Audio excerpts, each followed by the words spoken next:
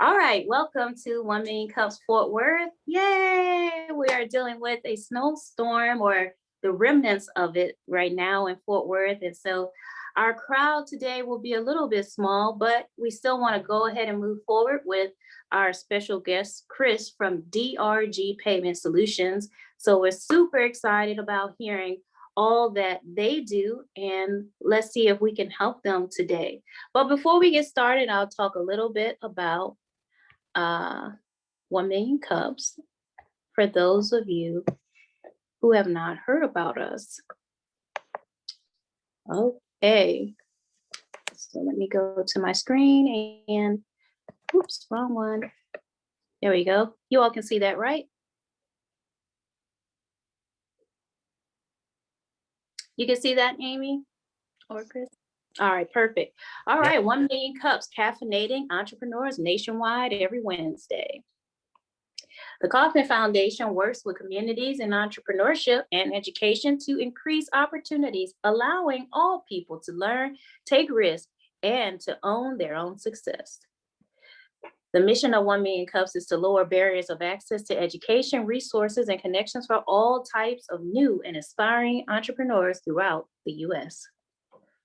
We work toward this mission through creating a consistent educational experience for each 1 Million Cup presenter nationwide, while also highlighting the uniqueness and value proposition in each local startup community.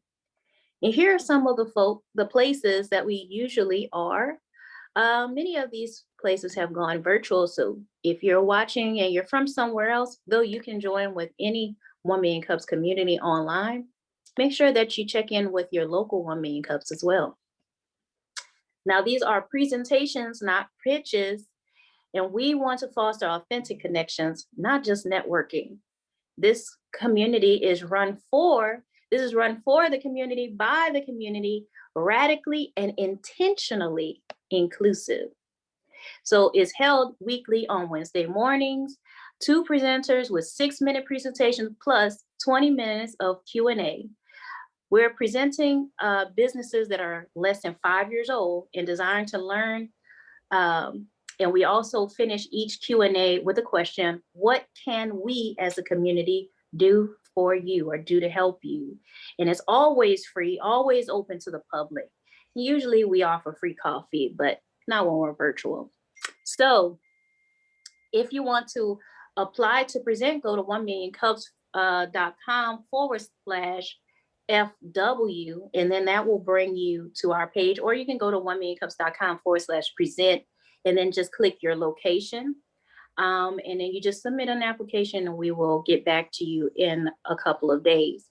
We do have the check-in mobile app. So even though we're not in person, this is a great way to connect with the folks that are in your 1 Million Cups community.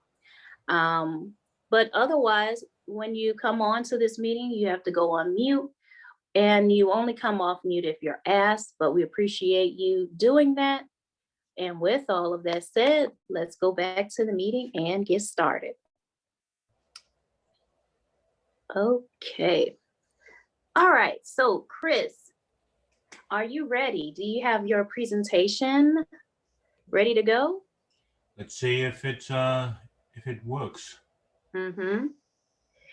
And while he's doing that, you all know you can drop your LinkedIn information, your announcements, your community events. Let us know what's going on, and we will get to those soon. And you can always start putting in questions and comments during the presentation. We'll get to them afterwards. All right, Chris, take it away. Can you see my screen? Yes, we can. Okay, good. All right, so let me ask a question, and no need to answer, but it's a rhetorical question, really. But how many times have you been in a restaurant, a retailer, or somewhere else where you're given a credit or debit card for payment, and it's come back as declined, and you can't understand why, right? There's money in the bank, you have plenty of credit left on your credit card, but the merchant says, "Sorry, sir, sorry, madam, your card has been declined." And legally, the merchant is not allowed to tell you why that's declined, but you really don't know what happened, and all they can tell you is, call your bank. So what DRG Payment Solutions does is helps with those kind of issues for small and medium businesses.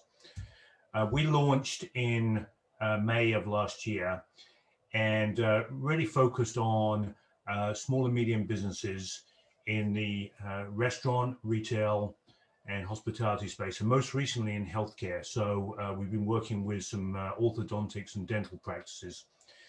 And as I say on the black over on the black box there, but the reason there's a black box is there because it really is a black box process for many, right? You just assume that when you're going to dip or swipe or tap your credit card, it works, and it often doesn't.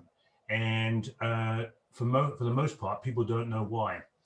So over on the right here, there's three things that we focus on, and it's particularly pertinent now with the COVID pandemic because every merchant is watching their costs and trying to drive revenue, and all of these things impact that. So the first thing is chargebacks. What many people don't know is if you haven't implemented chip and pin, which is the chip. In the US, it's chip and signature, but in most other countries, you actually have to put your PIN in as well. If you haven't implemented that, if there's a chargeback, so if I, Chris, go into a retailer and pay $50, and then I don't recognize that charge, or I just don't feel like paying that charge, I can dispute that, as we all know. And then if that's not resolved, that $50 comes back to the merchant anywhere from 30 to 120 days later. And it's a direct hit to their revenue and bottom line. If you've implemented EMV, which is the chip and pin, that liability shifts to the bank or the card issuer. So even if it's disputed, it's not a cost to the merchant. So there's a real reason for getting to chip and pin. Many merchants feel it's cost prohibitive. We'll actually help implement that and actually reduce the overall cost of doing business. Then credit card and debit card transaction fees. Most people think that that's fixed at some percentage. There's actually some capabilities within most point of sale and payment systems to actually address that and optimize that based on things like transaction value, and we can help with that. And then last but not least, as I mentioned, why do cards get declined? And why do we not know that what is going on with those declines? So I'm not going to drain the next slide, but the four areas we tackle, and these are very detailed business processes that we do and analyze: chargebacks and fees, the payment processing itself, point of sale, and EMV. EMV actually stands for Eurocard, MasterCard, Visa, which is really the body that has established chip and PIN processes and standards. And then we also look at devices and infrastructure. So networks in stores can actually cause problems, and even the device themselves that you swipe on. So our process here, enhancing payment systems and improving customer satisfaction. So what we'll do with a merchant. So if it's a small, 5-location local restaurant chain, for example, we'll come in, and as the flow shows on there on the bottom, we'll automate many of the processes that are manual today, particularly in terms of understanding what's going on from their payments perspective. We'll analyze their declines. So we'll come back and provide analysis on why they're getting declines over and above what they should do. And to give you a typical example, if you ask a bank or a credit card issuer, what should you be seeing on declines for debit cards? It's about 1% as the industry standard. Very few merchants have that. You'll see 3, 4, 5, 10, in excess of 10%. That represents potentially lost business, because if the customer or guest cannot run that on another form of payment, they'll walk away, right, without being able to purchase the goods or services. And it's a very poor guest or customer experience, right? If who wants to be embarrassed in front of anyone else when told their credit card or debit card is declined? We'll review chargebacks and fees. So we'll look at what fees are being charged by merchant acquirers or banks for their transactions, and then we'll analyze chargebacks to see what goes on. For example, in healthcare, one of the primary reasons for declines in chargebacks could be expired HSA or FSA cards, which are being used for repeating and recurring payments. Then we have a dashboard that we create. I'll show a snapshot from the dashboard shortly, but we'll have ongoing dashboards to monitor the ongoing system. We don't just come and do it one time. We can offer services where we can actually keep the system pristine going forward. And ultimately, we'll reduce declines, fees, and chargebacks, driving revenue growth and improving the bottom line for the vendors. Here's a typical dashboard we'll see. On the top, the red line represents what the vendor or merchant is actually seeing. So they're seeing a 2.77% decline rate. The blue line, two below that, is actually BAMS is actually Bank of America. So Bank of America in this situation saying you should be seeing 1%. So what we in reality have here is a 1.77% loss of sales, which you can extrapolate based on revenue. So it could amount to a large amount. On the bottom, here's a typical snapshot of what we do.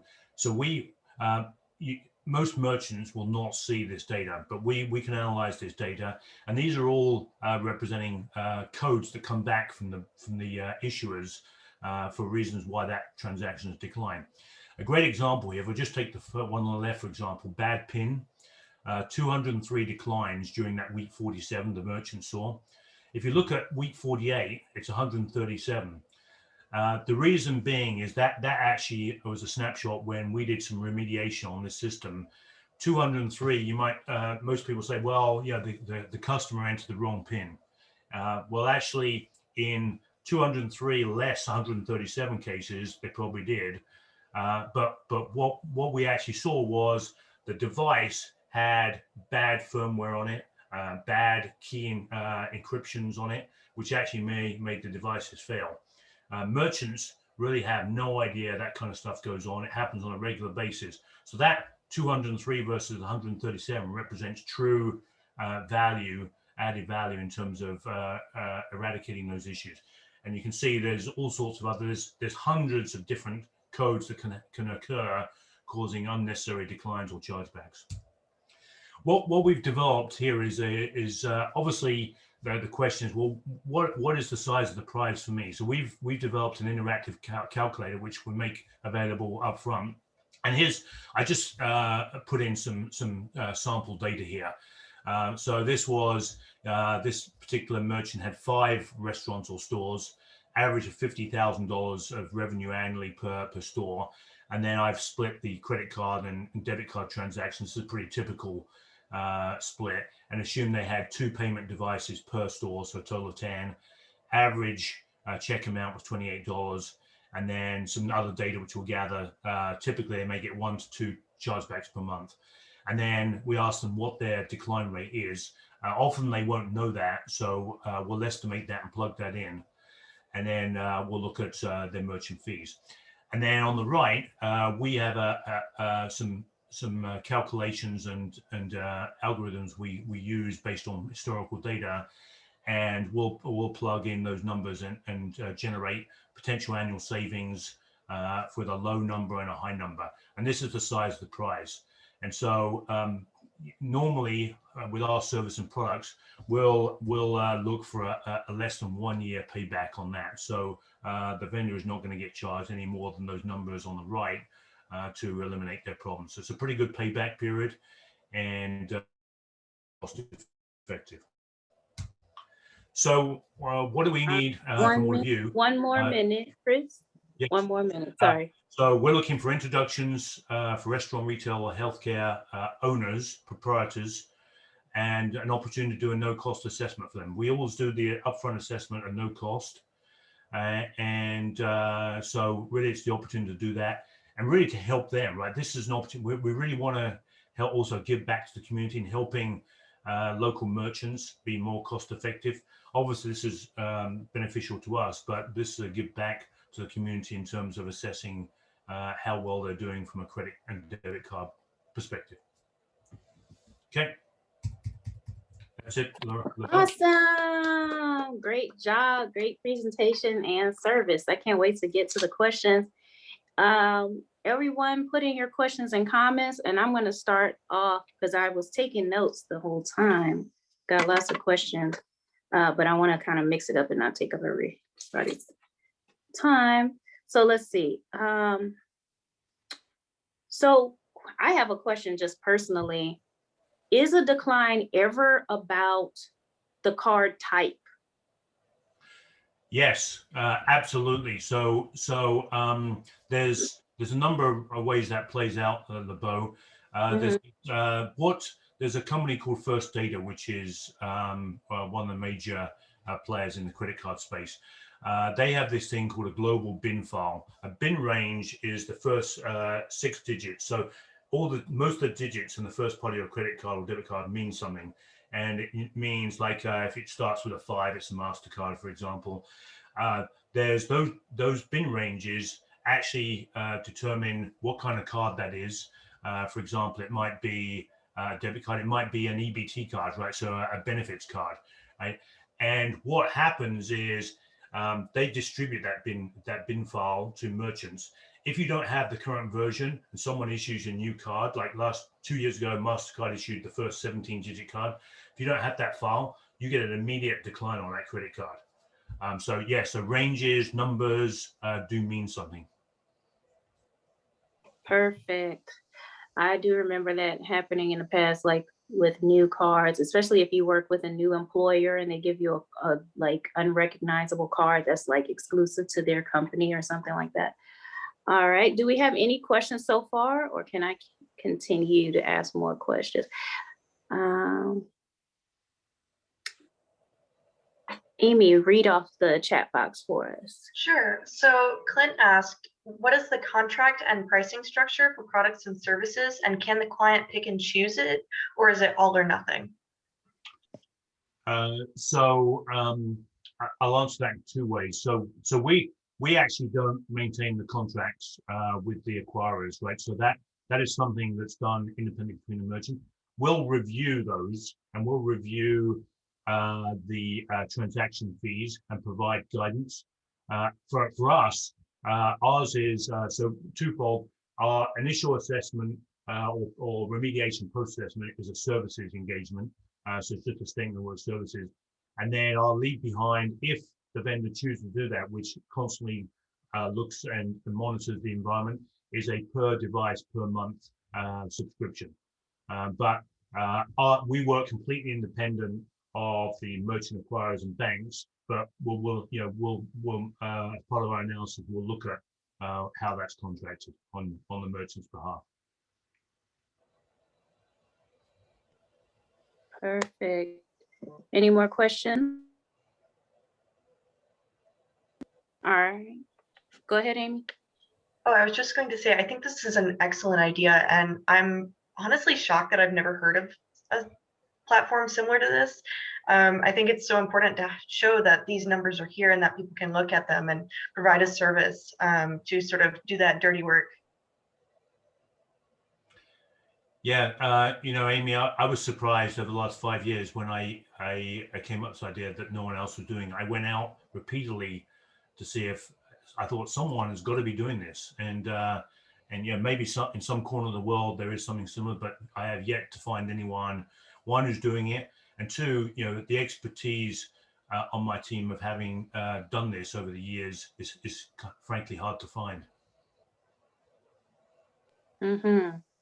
I was going to ask, I saw that you mentioned healthcare spaces, retail, restaurants, but that's kind of like vague. I know that within that, you have an ideal customer. So for instance, not all restaurants, what type of customer would really love this service, afford it, and see its value?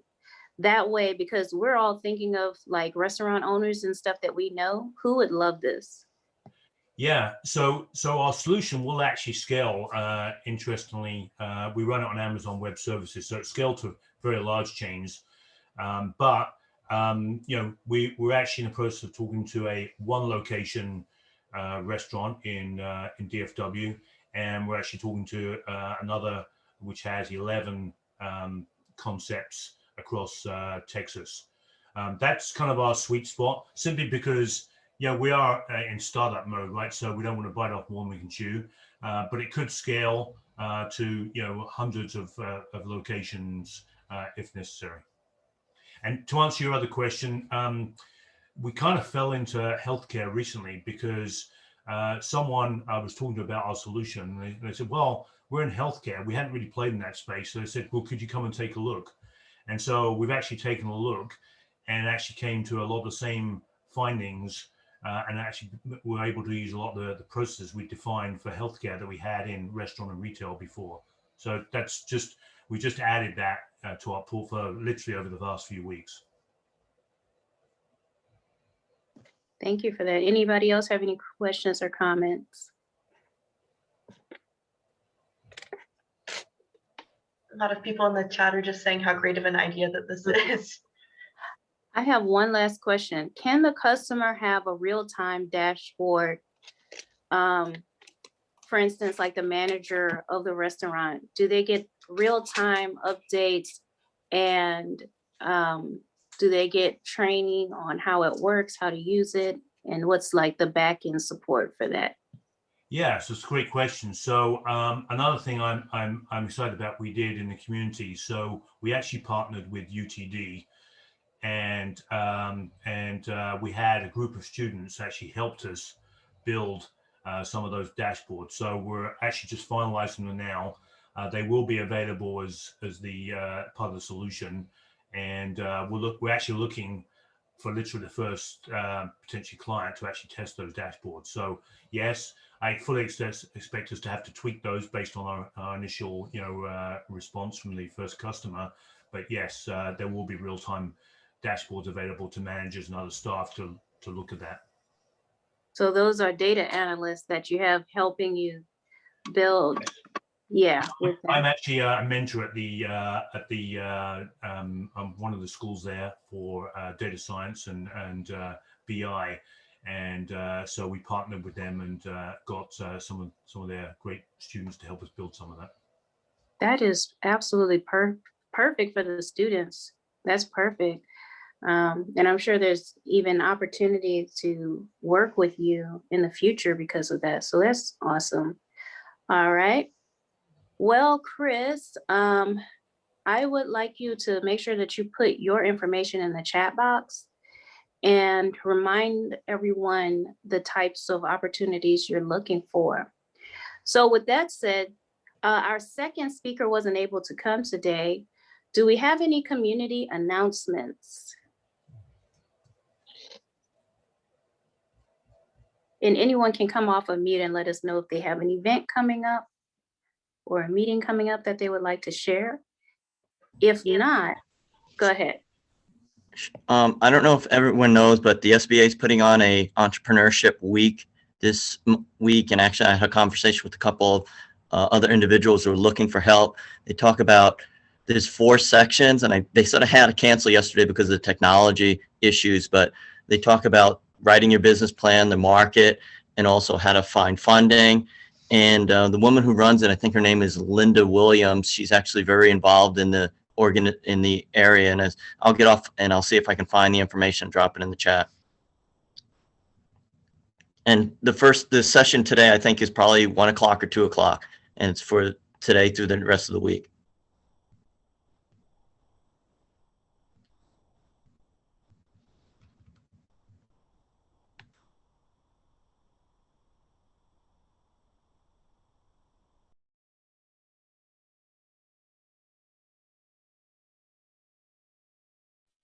Ms. LeBeau, I think you're muted. Okay. Sorry.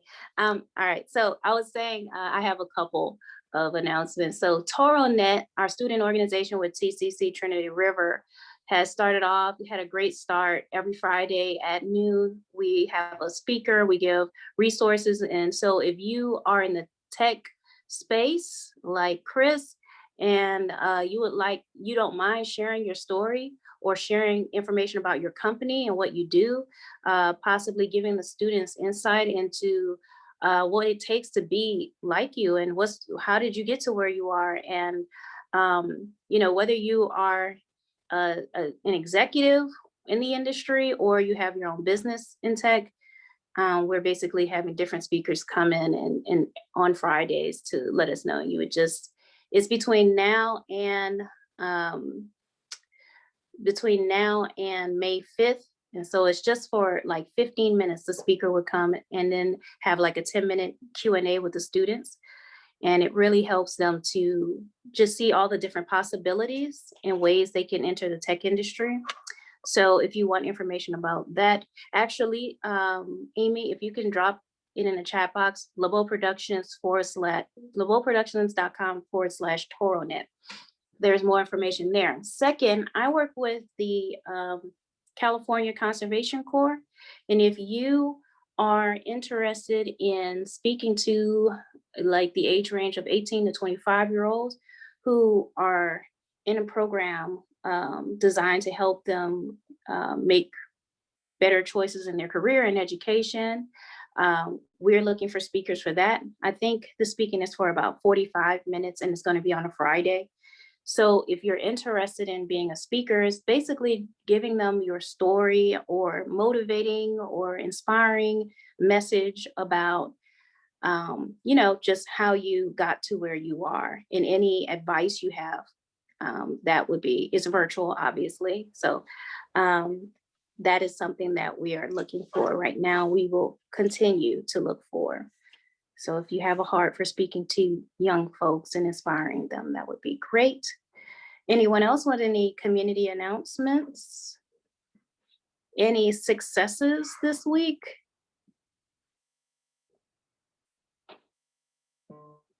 Anything important in business? Any business news we should know? Any free resources? Oh yeah, Marketing Gems. So Marketing Gems is every Wednesday at 11 a.m. Yes, Chris, I'm so glad you said that. I was hoping you would.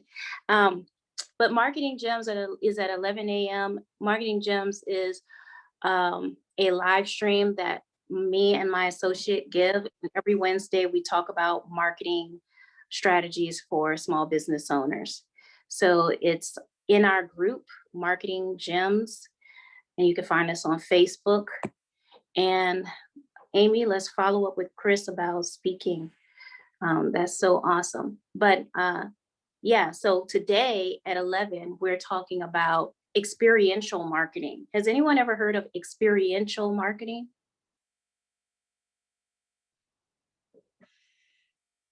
No? All right. Have you ever been to a conference where there was vendors booths and then there was like people standing out in front giving out information or talking to people who walk up to that booth? Those are experiential marketers. And so today we're going to talk about all the types of experiential marketing that can be done and how small business owners can do that and plan for that for when things open up again, and how you can market yourself just like major companies, because you don't have to have a huge budget in order to do experiential marketing. You just need to know, what options there are. Looks like we have something in the chat box. Amy, what's that? Bill posted the link to the SBA Entrepreneurship Week information. So that's in the chat box there.